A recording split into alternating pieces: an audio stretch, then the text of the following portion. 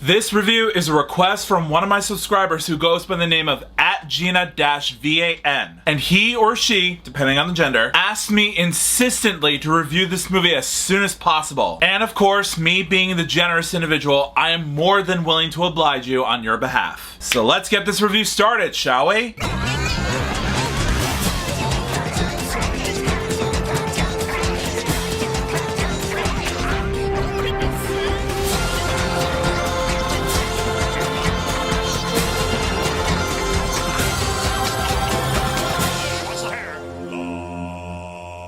Yo, what is up, my Cinedroids? G to the S here. Today, I'm gonna be reviewing Into the Storm, where it follows a group of storm chasers, high school students, and townspeople as an unprecedented onslaught of tornadoes descends upon the fictional town of Silverton. The film chronicles their individual and collective struggles for survival, and their attempts to document or escape the devastating natural disaster. As the tornadoes intensify and converge, the characters are forced to confront their fears and make life or death decisions in the face of unimaginable destruction. Now, first off, I just want to discuss the way they executed the story for this film real quick, before I discuss any of the nitty-gritty details of this movie. Now, the fact that it has multiple tornadoes to create this big, huge, monster-sized apocalypse tornado is very exaggerated. But I appreciate the fact that they were very creative with how they managed to create this massive, intense threat that the people have to avoid at all costs. Now, as for the character development in this movie,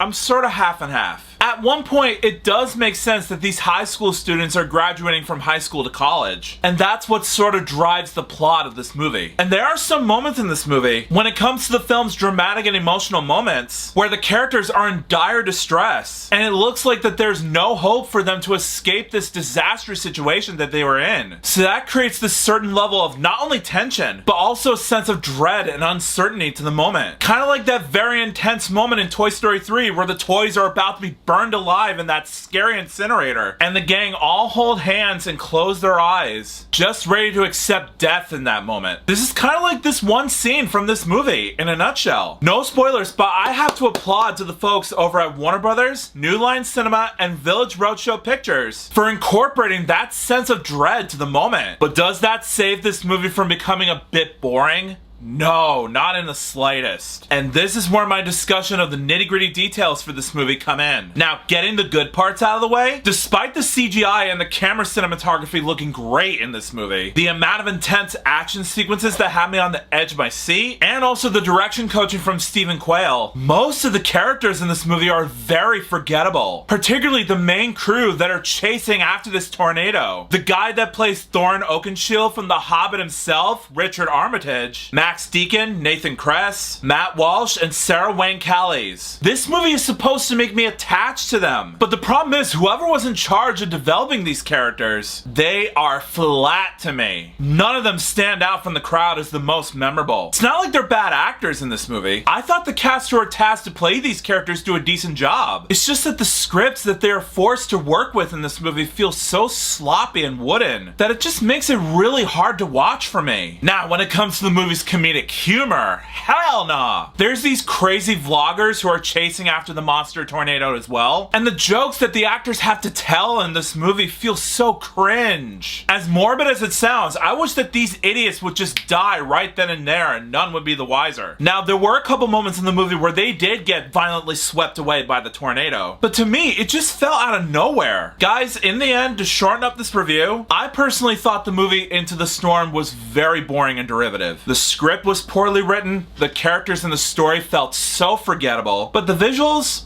I thought they were okay. The rest, don't even bother. As a result, I rate Into the Storm a direct to Blu-ray worthy rating. I say it's a film that you can only watch as a home video or home streaming release, and not as a theatrically released picture in my opinion. It just bored me. I'd rather watch Twister instead. So Into the Storm. Have you seen it? If you have, let me know in the comments what you thought about it. Do you agree with me? Do you disagree with me? Answers down below, please. Also, if you like this video and you want to see some more, make sure that like button shines in your face. That'll totally help me out a ton. Also, share it with your family and friends and favorite it. That's a very good way to show support for this review. Also, if you're new to my channel, make sure to subscribe and ring that bell right next to you so you can be notified of future videos that I have in store for you. Also, if you want a shout out in a future video, just follow follow me on my Instagram page, and I will choose one of my Cinedroids to be displayed as a shout out. The link's in the description below. Also, you guys don't have to do this if you don't want to. I understand. But if there's a rare chance that you are interested in doing so, there's a little join button down below the video, just right next to the subscribe button. Or if you guys are watching it on an Apple device, be it iPhone, iPad, or whatever it is that you're using, there will be a link in the description so that way it can make it easier for you. But either way, if you click on the link or the button below, not only will you join my YouTube membership program, but you'll also have access to loyalty badges, custom-made emojis that I created for myself, week early access to future reviews, and a special shout out from yours truly. So in this case, I want to give a special shout out to Ellen Youssef once again. So if you guys want to join her,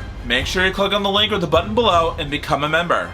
It doesn't cost you much. It only costs about $2.99 a month to join. So make sure you click on the link or the button and become an OG Cinedroid in no time. Also, I set up a Patreon page for you guys to check out as well. There'll also be a link in the description so that way you can visit my page and gain access to up to 4 membership tiers. On my page, I post nerdy fan polls, book audio reviews, and I'm planning to do movie/TV show episode reactions, both audio and visual, on my page as well. Uncut and full length. So if that's your cup of tea, if you guys are interested, go to the link below, become a patron, and let's get to know each other a bit more. Also, if you want to subscribe to my gaming channel, there's either a link in the description or at the icon card in the top right corner of your screen. Go over there, subscribe, and let's just have fun together. Also, if you want to subscribe to my GS Productions After Dark channel, where I review movies, TV shows, and video games that are strictly not for families, there'll also be a link in the description so that way you can check out that channel if you're feeling frisky. But until then, I'll see you next time. Peace out.